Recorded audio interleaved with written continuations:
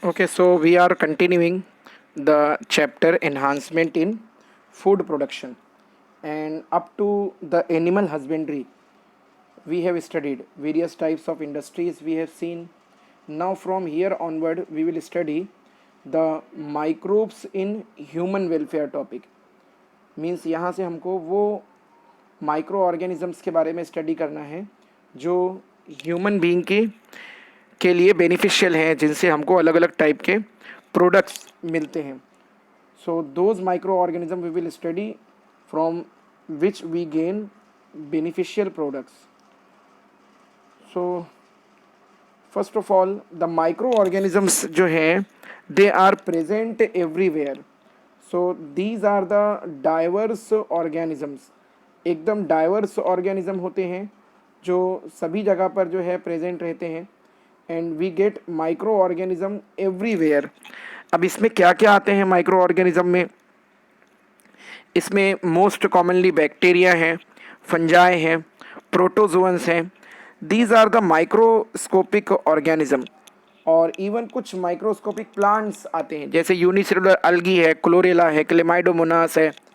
तो ये सब इसमें आ जाते हैं. वायरसेस आ जाते हैं, वायरोइड्स आ जाते हैं, प्रोटीन के पार्टिकल्स जिनको प्रियॉन्स कहते हैं, ये सब इसमें आ जाते हैं. सो यहाँ पे आप जो स्लाइड देख रहे हैं, इस स्लाइड में प्लेट्स दिखाई हुई हैं कि अगर हम माइक्रो ऑर्गेनिज्म को ग्रो करते हैं, कल्चर मीडियम के ऊपर हम लोग माइक्रो ऑर्गेनिज्म को ग्रो कर सकते हैं. तो वो इस प्लेट में जिस तरह से कॉलोनीज़ दिखाए हुए वाइट कलर के जो डॉट्स हैं, these are the bacterial colonies. यहाँ पर दूसरी प्लेट में भी आपको जो है वो कुछ कॉलोनीज़ दिखाए हुए हैं. इवन टेस्ट ट्यूब के अंदर आप देख रहे हैं यहाँ पे अलगी को ग्रो करके दिखाया गया है, और यहाँ पर भी जो है वो ग्रोथ दिखाई हुई है टेस्ट ट्यूब के अंदर. तो इस तरह से ये अलग अलग माइक्रो ऑर्गेनिजम्स जो हैं इनको हम कल्चर करके ग्रो करते हैं. लार्ज स्केल पर इनको कल्चर करके ग्रो किया जाता है, और फिर उससे हमको जो है उसके बेनिफिशियल प्रोडक्ट्स मिलते हैं. फर्मेंटेशन टैंक के अंदर इनको ग्रो करते हैं, वहाँ से हम वेरियस टाइप के प्रोडक्ट्स ऑब्टेन करते हैं. So now the study of micro organism. Micro organism की जो स्टडी होती है it is called as the microbiology. और माइक्रोबायोलॉजी जो है it is the applied field of biology. Biology की अप्लाइड फील्ड है, और जिसके अंदर हम लोग माइक्रो ऑर्गेनिजम्स को स्टडी करते हैं. It is called microbiology. ये जो फील्ड है ये एक और ब्रॉड फील्ड जिसको बायोटेक्नोलॉजी कहा जाता है उसके अंडर में आती है. आपको बायोटेक्नोलॉजी के ऊपर जो है वो चैप्टर भी पूरा स्टडी करना है. तो ये जो फील्ड है ये उसी बायोटेक्नोलॉजी की सब फील्ड के अंडर में आती है. तो यहाँ हम लोग जो है माइक्रो ऑर्गेनिजम्स को स्टडी करते हैं, और साथ में यहाँ लिखा हुआ है आप देख सकते हैं, इट इज़ अ सब फील्ड ऑफ बायोटेक्नोलॉजी. बायोटेक्नोलॉजी की सब फील्ड है जिसके अंदर हम साइंटिफिक और इंजीनियरिंग प्रिंसिपल को अप्लाई करते हैं माइक्रो ऑर्गेनिजम्स को ग्रो करने के लिए. माइक्रो ऑर्गेनिजम्स को ग्रो किया जाता है बड़े बड़े टैंक के अंदर इंडस्ट्रियल लेवल पे, और अगर हमको लेबोरेटरी के लेवल पे उनको स्टडी करना है तो हम पेट्री डिश के अंदर, टेस्ट ट्यूब्स के अंदर, फ्लास्क और बीकर्स के अंदर कल्चर मीडिया पे उसको ग्रो कर सकते हैं. So it is the sub field of biotechnology which includes the scientific and engineering principle for the processing of material by biological agent to provide goods and services to human being. Means microorganism को grow करना इस intention से grow करना कि उससे हमको कोई ना कोई बेनिफिट मिलेगा, उसके प्रोडक्ट को हम जब ऑब्टेन करेंगे तो वो हमारे लिए बेनिफिशियल होंगे. तो इसको कहा जाता है माइक्रोबायोलॉजी. तो माइक्रो ऑर्गेनिज्म में जैसा मैंने बताया कि इसमें क्या क्या आता है, इसमें बैक्टीरिया हैं, वायरसेस हैं, प्रोटोजोअन हैं, फंगस हैं, अलगी हैं, कुछ माइक्रोस्कोपिक प्लांट्स हैं, प्रोटीन पार्टिकल्स हैं, ये सारा कुछ इसमें आता है. और इनके बहुत एप्लीकेशन हैं अलग अलग फील्ड्स के अंदर. जैसे इनको हम लोग जो है वो फूड और फीडिंग टेक्नोलॉजी के अंदर यूज़ करते हैं, हेल्थ के लिए, एग्रीकल्चर के लिए, अल्कोहलिक जो बेवरेजेस होते हैं उनको बनाने के लिए, बायो कंट्रोल के तौर पर यूज़ करते हैं. मींस एक बैक्टीरिया या के फंगस या के अलग वायरसेस के थ्रू हम लोग बड़े ऑर्गेनिज्म को, बड़े एनिमल्स को कंट्रोल करते हैं. तो ये सारा कुछ हमको इसके अंडर में स्टडी करना है। So first we will study कि बायोटेक्नोलॉजी जो है जिसके अंडर में ये फील्ड आती है, इसके दो मेन एरा हैं, दो बड़े बड़े जो है इसके ज़माने गुजरे हैं बायोटेक्नोलॉजी के। एक जो है वो होती है ट्रेडिशनल बायोटेक्नोलॉजी। तो जो ट्रेडिशनल बायोटेक्नोलॉजी है ये 1970 तक का जितना भी एरा है बायोटेक का, 1970 या 71 तक का, इसको ट्रेडिशनल बायोटेक्नोलॉजी में काउंट किया जाता है। और इसमें क्या आता है, इसमें माइक्रो ऑर्गेनिज्म को डायरेक्ट यूज़ करते हैं और या कि फिर उनको फर्मेंटेशन करके उनके प्रोडक्ट को यूज़ करते हैं क्रूड फॉर्म में, या फिर थोड़ा उसको प्योरीफाई करके यूज़ करते हैं। तो ये एक ज़माना गुजरा है। और 1970 के बाद का जो एरा है उसको मॉडर्न बायोटेक्नोलॉजी कहा जाता है। और मॉडर्न बायोटेक्नोलॉजी में माइक्रो ऑर्गेनिजम्स को तो हम यूज़ करते ही हैं, बट माइक्रो ऑर्गेनिज्म को थोड़ा मॉडिफाई करके यूज़ करते हैं, मैनिपुलेट करके यूज़ करते हैं by a technique called genetic engineering. तो जेनेटिक इंजीनियरिंग की टेक्निक भी हमको पढ़नी है, पर वो इस चैप्टर में नहीं है, वो हमको स्टडी करना है बायोटेक्नोलॉजी में। तो हमको बायोटेक्नोलॉजी अलग से चैप्टर स्टडी करना है। और इस चैप्टर का जो ये पार्ट है माइक्रोबायोलॉजी वाला पार्ट, ये एक्चुअली बायोटेक्नोलॉजी का ही पार्ट है। तो इसके लिए यहाँ पर as a part of the introduction यहाँ पे बायोटेक्नोलॉजी के दो एरा यहाँ बताए गए हैं। तो हमको इनको डिटेल में स्टडी करना है जब हम बायोटेक का चैप्टर स्टडी करेंगे। Then next we will study some of the micro organisms which are beneficial for food production. हम लोग जो अलग अलग टाइप के हाउस होल्ड प्रोडक्ट्स यूज़ करते हैं अपनी डे टू डे लाइफ में, उसके लिए भी बहुत सारे माइक्रो ऑर्गेनिजम्स हम नोइंगली या अननोइंगली यूज़ करते हैं। इवन हम बहुत सारे ऐसे प्रोडक्ट्स यूज़ करते हैं जिनको इंडस्ट्रियल लेवल पर विदाउट माइक्रो ऑर्गेनिज्म बनाना पॉसिबल नहीं है। तो बहुत से माइक्रो ऑर्गेनिज्म को डायरेक्ट हम यूज़ करते हैं, या कि बहुत सारे माइक्रो ऑर्गेनिज्म से बने हुए प्रोडक्ट्स को हम यूज़ करते हैं। तो हम इसको जो है वो बारी बारी देखते हैं कौन कौन से प्रोडक्ट्स हम यूज़ करते हैं। तो सबसे पहले नंबर पर है, यहाँ पर आप देख सकते हैं, इडली, डोसा, ढोकला, ये हम यूज़ करते हैं। तो ये जो प्रोडक्ट्स हैं इनको बनाया जाता है दो ग्रुप के बैक्टीरिया हैं, ल्यूकोनोस्टॉक और स्ट्रेप्टोकोकस। तो ये दो ग्रुप के बैक्टीरिया हैं, इनको यूज़ करते हैं और फर्मेंटेशन टेक्नोलॉजी के थ्रू इनको यूज़ किया जाता है। यूजुअली जब हम जो इडली हम यूज़ करते हैं तो वो इडली का जो आटा होता है, मतलब इसको डो बोलते हैं। तो जो इडली का डो होता है उसको हम रखते हैं, जो हमारा बेसन होता है और या जो चावल होता है, जो चावल होता है, वो चावल को पीसने के बाद में उसको हम कुछ ओवरनाइट या कि फिर 8 से 10 घंटे के लिए उसको रख देते हैं। और अगर हम होटल में या कि किसी इंडस्ट्रियल लेवल पर इडली तैयार करते हैं तो उसके अंदर थोड़ा जो है वो ईस्ट का पाउडर डालते हैं। ड्राई ईस्ट मार्केट में मिलता है ईस्ट के नाम से, तो वो ड्राई ईस्ट का हम पाउडर डालते हैं। तो वो क्यों डालते हैं, वो फर्मेंटेशन होने के लिए डालते हैं। ईस्ट जो है वहाँ पर उसके कार्बोहाइड्रेट को यूज़ करता है और अपने प्रोडक्ट्स को जो है वो रिलीज़ करता है। तो फर्मेंटेशन के टाइम पर जो ईस्ट होता है वो कार्बन डाइऑक्साइड प्रोड्यूस करता है, और यही कार्बन डाइऑक्साइड जो होता है ये रिस्पॉन्सिबल होता है इडली को पफ़ी बनाने के लिए। मतलब जो हम इडली खाते हैं वो सॉफ्ट होती है, वो पफ़ी हो जाती है। अगर हम फ़ौरन ही जो डो है उसको पीसेंगे और फ़ौरन से ही जो है उसको डायरेक्ट उसकी इडली बना लेंगे तो वो इडली जो है वो थोड़ी हार्ड हो जाएगी, वो पफ़ी नहीं होगी। उसको हमको कम से कम जो है वो 8 से 10 घंटे जो है बना के रखना होता है। जैसे अगर हमको शाम को इडली बनाना है तो सुबह के टाइम जो है हम डो बना के रख देते हैं और उसके अंदर जो है वो ईस्ट का पाउडर मिक्स कर देते हैं, और फिर उसके बाद में शाम तक के वो जो डो होता है फिर उसको उससे जो है वो इडली बनाते हैं। तो वो इडली बहुत सॉफ्ट और पफ़ी बनती है। तो ऐसा इसलिए होता है कि उसके अंदर जो कार्बन डाइऑक्साइड होता है, ये कार्बन डाइऑक्साइड जो है एक और एक प्रोटीन भी होता है जिसको ग्लूटीन कहते हैं, ये ग्लूटीन के साथ में जो है ये ट्रैप हो जाता है। तो उसकी वजह से जो इडली होती है हमारी वो पफ़ी बन जाती है। तो यहाँ पर जो इम्पोर्टेंट रोल है वो है ल्यूकोनोस्टॉक, स्ट्रेप्टोकोकस बैक्टीरिया और जो ईस्ट हम डाल रहे हैं। तो जो ईस्ट हम यहाँ पर यूज़ करते हैं उस ईस्ट को जो है बेकर्स ईस्ट कहा जाता है, या उसका जो साइंटिफिक नेम है वो है सैक्रोमाइसिस सेरेवाइसे, सैक्रोमाइसिस सेरेवाइसे। तो वो हम यूज़ करते हैं। इसको बेकर्स ईस्ट भी कहते हैं और इसी को ब्रेवर्स ईस्ट भी कहते हैं। इसी को अल्कोहलिक इंडस्ट्रीज में भी यूज़ किया जाता है, और ईस्ट जो पाउडर होता है वो इसी का ड्राइड पाउडर होता है। और इसके अलावा जो है वो कुछ बैक्टीरिया भी होते हैं, ल्यूकोनोस्टॉक और स्ट्रेप्टोकोकस बैक्टीरिया, वो भी इसके अंदर इम्पॉर्टेंट रोल प्ले करते हैं। तो इडली है, डोसा है, ढोकला है, ये सब जो है ऐसे फूड प्रोडक्ट हैं जिसमें माइक्रो ऑर्गेनिज्म का बहुत यूज़ होता है। इनके बगैर जो है ये चीज़ें टेस्टी नहीं बन सकती हैं। नेक्स्ट, कुछ माइक्रो ऑर्गेनिजम्स को जो है हम डायरेक्ट फूड के तौर पे यूज़ करते हैं।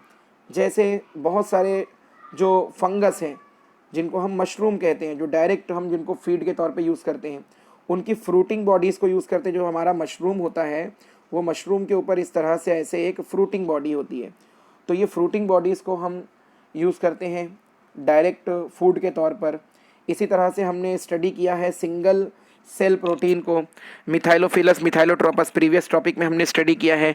क्लोरेला है, उसके अंदर स्पाइरुलिना है, ये सारे माइक्रो ऑर्गेनिजम्स, ये सारे जो अलगी या बैक्टीरिया हैं, इनको सिंगल सेल प्रोटीन ऑब्टेन करने के लिए यूज़ करते हैं। हमने एक सेपरेट टॉपिक स्टडी किया है सिंगल सेल प्रोटीन का, तो वहाँ पर ये सारे माइक्रो ऑर्गेनिजम्स के नाम आए हैं जिनको हम ड्राई करके डायरेक्ट फूड के सोर्स के तौर पे यूज़ करते हैं। ऐसे ही जो एडिबल मशरूम्स हैं उनको हम यूज़ करते हैं, उनकी फ्रूटिंग बॉडीज़ को यूज़ करते हैं।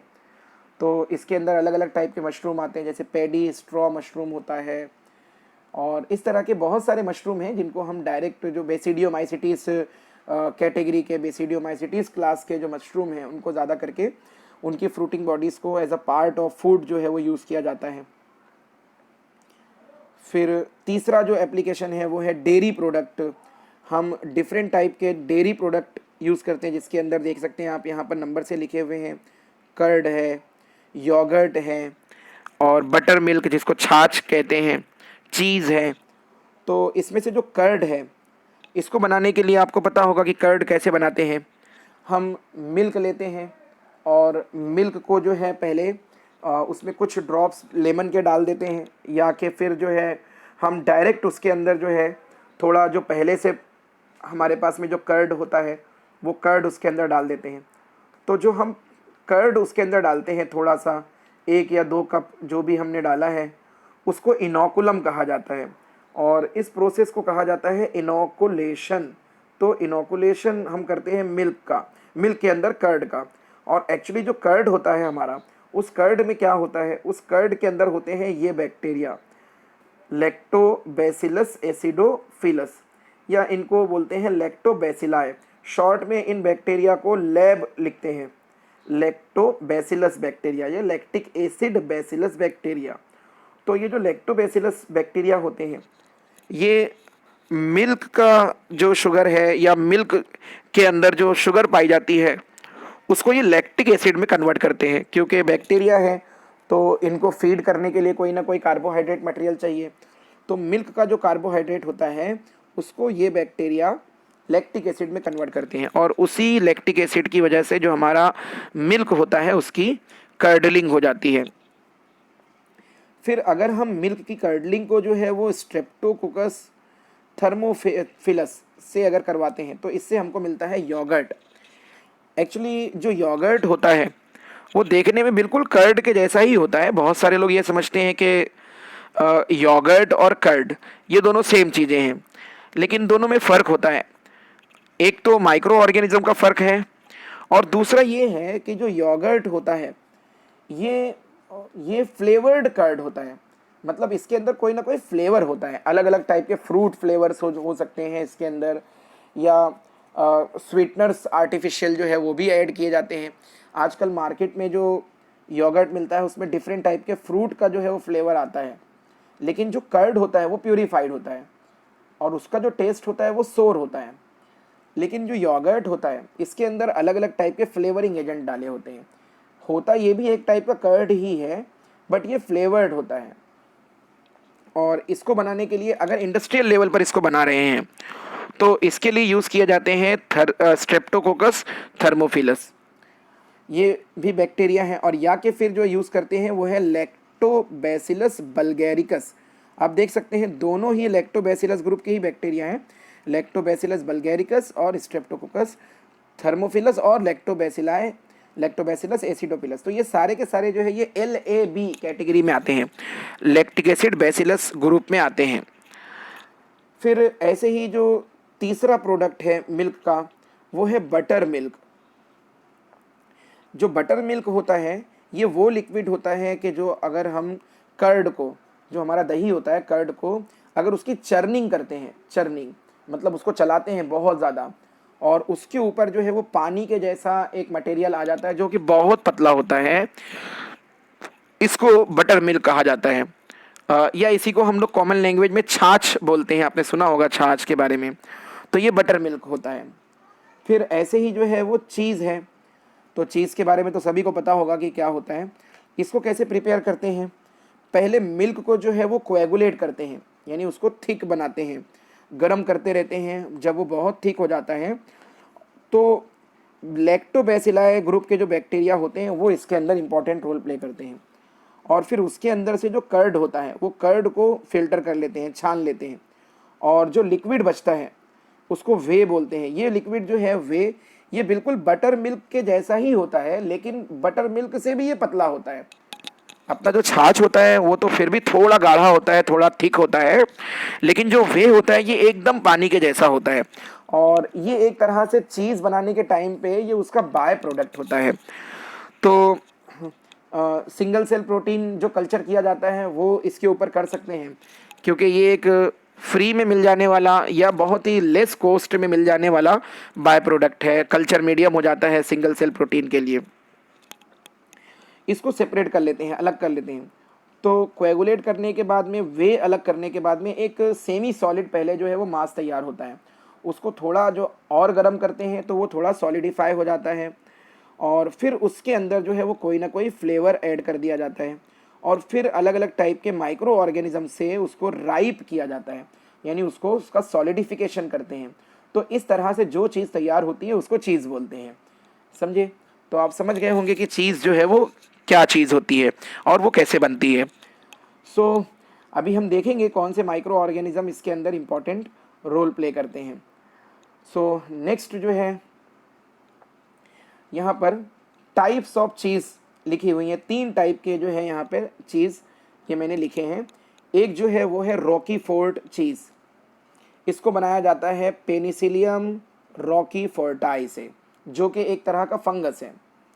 दूसरा है स्विस चीज़, इसको बनाया जाता है प्रोपियोनी बैक्टीरियम शर्मानी, नाम है, बहुत खूबसूरत नाम है, याद रखो, प्रोपियोनी बैक्टीरियम शर्मानी। इससे इसको राइप करते हैं, और इस चीज़ के अंदर जो है वो बड़े बड़े होल्स होते हैं। अभी मैं आपको फोटोग्राफ दिखा देता हूँ।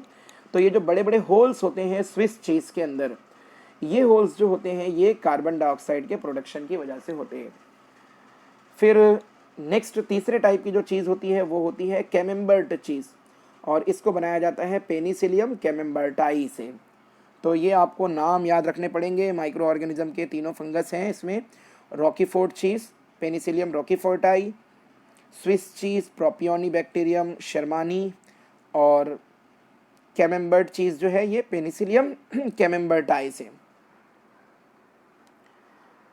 नेक्स्ट आप यहाँ पे फोटोग्राफ में देख सकते हैं। तो पहला जो फोटोग्राफ है वो है प्रोपियोनी बैक्टीरियम फ्रूडिनिकी की, मतलब ये एक्चुअली प्रोपियोनी बैक्टीरियम शर्मानी का ही एक वेरिएंट है। तो इसको यूज़ करते हैं स्विस चीज़ बनाने के लिए। और फिर यहाँ पर जो है मिडल में आप देख रहे हैं स्विस चीज़, ये वाला बड़े बड़े जो है वो होल्स देख रहे हैं इस चीज़ के अंदर।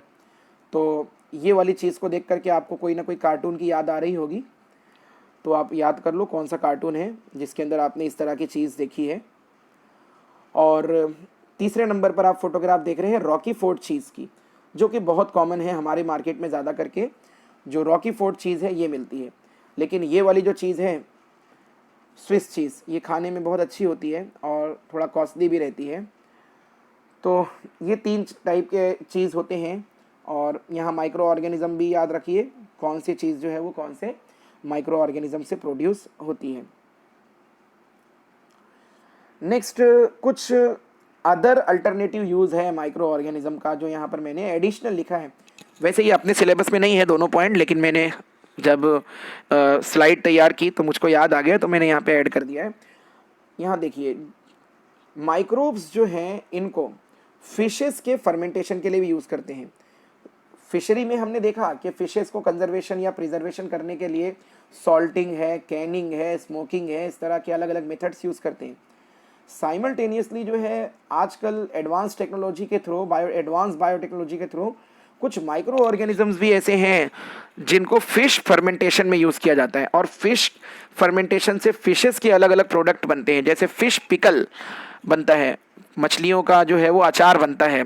यहाँ तो नहीं इतना देखने को मिलता, लेकिन अगर आप केरला साइड में जाएंगे तो वहाँ पर तो ट्रेन में आपको फिशेस के पिकल जो है वो बिकते हुए नज़र आ जाएंगे, तो वहाँ बहुत कॉमन है।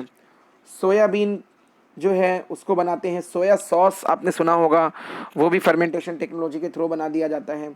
बेम्बू के जो शूट्स हैं, यानी जो बेम्बू के अंदर उसका जो पल्प होता है, वो उसको माइक्रो ऑर्गेनिज्म के थ्रू सॉफ्ट बनाया जाता है। और कुलिनरी टेक्नोलॉजी जो है, कुलिनरी टेक्नोलॉजी कुकिंग टेक्नोलॉजी को कहते हैं। तो कुछ ऐसी डिशेज आती हैं जिनको जो है वो बेम्बू के अंदर डाल करके पकाया जाता है। तो बेम्बू के अंदर, उसको बेम्बू के अंदर का जो पल्प होता है, थोड़ा उसको जो है वो स्कूप कर देते हैं, अंदर उसके होल बना देते हैं। और कुछ चीज़ें ऐसी हैं जो उस बेम्बू के अंदर रख करके और फिर उसको गैस के ऊपर रख करके पकाई जाती हैं। उसको जो है वो स्लो फ्लेम के ऊपर बनाते हैं, तो उसका कुछ अलग ही फ्लेवर और टेस्ट आता होगा। तो ये सारी जो टेक्नोलॉजी है, ये सब कुलिनरी टेक्नोलॉजी के अंडर में आती हैं, कुकिंग साइंसेस के अंदर। और इनमें से जो चीज़ अभी हमने जो देखा, ये one of the oldest food item है जिसके लिए माइक्रो ऑर्गेनिज्म को यूज़ किया जाता है। मतलब बहुत पुराने टाइम से ह्यूमन बीइंग जो है इसको यूज़ करता आया है, माइक्रो ऑर्गेनिज्म को चीज़ बनाने के लिए। नेक्स्ट, माइक्रो ऑर्गेनिजम्स कहाँ पाए जाते हैं? ऐसे सेपरेट टॉपिक तो नहीं है, लेकिन मैंने यहाँ पर एक स्लाइड ऐड कर दी है उसके लिए। माइक्रो ऑर्गेनिजम्स जो होते हैं, दे आर प्रेजेंट एवरीवेयर। हर जगह पर माइक्रो ऑर्गेनिज्म प्रेजेंट होते हैं। मतलब इवन ये ऐसी जगह पर भी प्रेजेंट होते हैं जहाँ पर कोई अदर लाइफ पॉसिबल नहीं है, जहाँ कोई इंसान नहीं रह सकता, कोई बड़े एनिमल नहीं रह सकते, बर्ड्स फिशेस नहीं रह सकते, वहाँ पर भी माइक्रो ऑर्गेनिज्म आपको मिल जाएंगे। Bacteria, fungus, even Archie bacteria, ये सब आपको ऐसी जगहों पर भी मिल जाएंगे। तो कहाँ रह सकते हैं? थर्मल वेंट्स में पाए जाते हैं। थर्मल वेंट्स किसको कहते हैं? बहुत ज़्यादा जो गर्म पानी का स्ट्रीम होता है उसको वो कहा जाता है, जहाँ का टेम्परेचर आप देख सकते हैं कि 1000 डिग्री सेंटीग्रेड या उसके ऊपर होता है। वहाँ पर भी थर्मल वेंट, जो समंदर के नीचे और जो ओशन का फ्लोर होता है, वहाँ पर बड़ी बड़ी जो है वो ट्रेंचेस होते हैं। जैसे मारियाना ट्रेंच का नाम आपने सुना होगा, सबसे गहरी ट्रेंच है वो। तो वहाँ पर जो पानी होता है वो बहुत बहुत गर्म होता है। इवन 2000 सेंटीग्रेड है, वहाँ का प्रेशर बहुत ज़्यादा होता है। वहाँ इंसान का जाना भी जो है वो पॉसिबल नहीं हो पाता विदाउट एनी इक्विपमेंट। अभी तक का जो है वो मारियाना ट्रेंच तक का कोई इंसान पहुँच नहीं पाया है। उसके करीब करीब भी जो है नियर अबाउट जो है वो 80 किलोमीटर तक लोग पहुँचे हैं बस उसके करीब। तो वहाँ पर भी माइक्रो ऑर्गेनिजम्स प्रेजेंट होते हैं। मतलब ऐसी जगह पर इतने एक्सट्रीम कंडीशन में, सॉइल के बहुत डेप्थ में प्रेजेंट होते हैं, स्नो के नीचे प्रेजेंट होते हैं कुछ बैक्टीरिया, फंगस वहाँ पर। फिर माइक्रो ऑर्गेनिजम्स को हम लोग अलग अलग जगह पर यूज़ करते हैं। उसमें से एक बड़ा यूज़ हम आगे पढ़ेंगे कि उनसे जो है हम एंटीबायोटिक यूज़ ऑब्टेन करते हैं। कुछ हार्मफुल माइक्रो ऑर्गेनिजम्स भी होते हैं, जैसे हमने ह्यूमन हेल्थ एंड डिजीज़ में स्टडी किया कि ये जो माइक्रो ऑर्गेनिजम्स होते हैं ये हार्मफुल होते हैं। बहुत सारे माइक्रो ऑर्गेनिजम्स जो है वो डिजीज़ कॉजिंग होते हैं। तो ये सब कुछ हमने उसमें ह्यूमन हेल्थ एंड डिजीज़ में स्टडी किया है।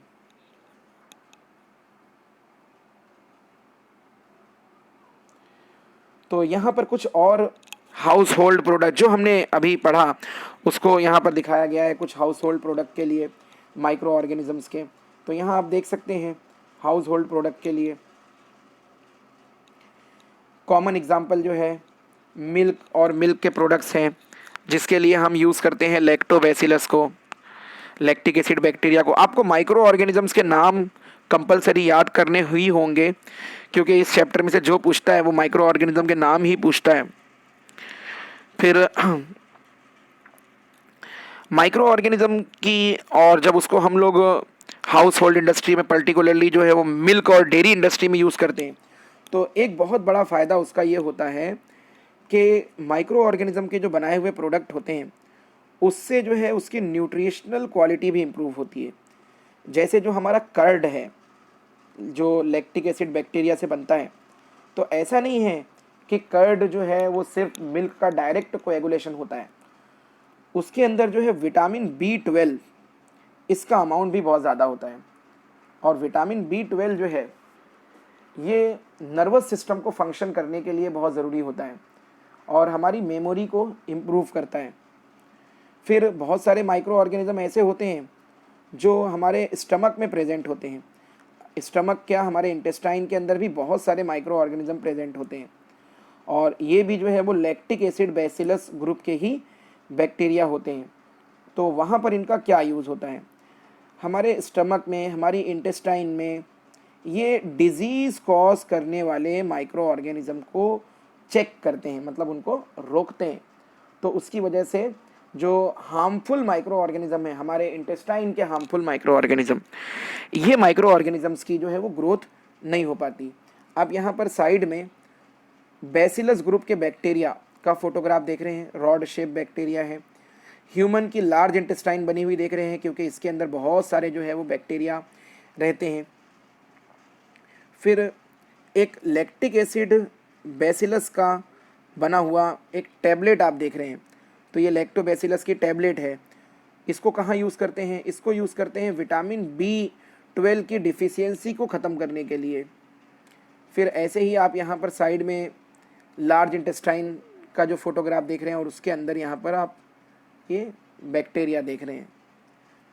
सो these are the use of some micro organism. तो ये कुछ माइक्रो ऑर्गेनिज्म का यूसेज है।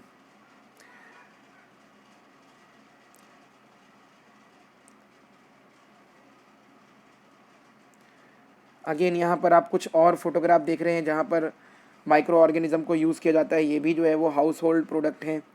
जैसे एक यहाँ पर नाम लिखा हुआ है बेकर्स ईस्ट का, सैक्रोमाइसिस सेरेवाइसे। तो सैक्रोमाइसिस सेरेवाइसे जो है ये बेकर्स ईस्ट है, जिसको हम कॉमन लैंग्वेज में ईस्ट बोलते हैं। मार्केट में जो है ये ईस्ट मिलता है ऐसे सैचेट के फॉर्म में या पाउच के फॉर्म में ये मिल जाता है हमको। और एक चीज़ आपने नाम सुना होगा ये इस ड्रिंक का, टॉडी। टॉडी तो ये इंग्लिश में बोल रहे हैं लेकिन कॉमन लैंग्वेज में इसको ताड़ी बोलते हैं। ताड़ी सुना होगा शायद आपने, ताड़ी। तो इसको पाम ट्री से निकालते हैं, पाम ट्री जो होता है उस पे से निकालते हैं। साउथ इंडिया में इसको ज़्यादा निकाला जाता है पाम ट्री से। तो ये ट्रेडिशनल ड्रिंक है, मतलब बहुत इंडिया की जो है ये पुरानी ड्रिंक है और ट्रेडिशनल पीपल इसको अभी भी यूज़ करते हैं। इवन जो गांव के लोग हैं, रूरल एरिया के रहने वाले लोग हैं, इसको यूज़ करते हैं। तो सदर्न इंडिया की जो है एक फेवरेट ड्रिंक है जिसको पाम से निकाला जाता है। पाम का सैप होता है ये, एक्चुअली पाम का सैप। आपने देखा होगा जो पाम ट्रीज़ होते हैं उनके ऊपर जो है कुछ इस तरह के ऐसे पॉट्स बांध देते हैं, मटके बांध देते हैं और धीरे धीरे उसके अंदर वो उसका जो सैप होता है वो ड्रेन होता रहता है। तो ये एक तरह की ट्रेडिशनल ड्रिंक है। तो अभी यहाँ पर अपना लेक्चर हम लोग जो है वो रोकते हैं। आगे से जो हमारा टॉपिक रहेगा वो रहेगा माइक्रोब्स इन इंडस्ट्रियल प्रोडक्शन। ये तो हमने हाउस होल्ड प्रोडक्ट देख लिए। अब कुछ इंडस्ट्रियल प्रोडक्ट्स हैं जहाँ पर माइक्रो ऑर्गेनिज्म यूज़ होते हैं, तो इसको हम जो है नेक्स्ट लेक्चर में कवर करते हैं।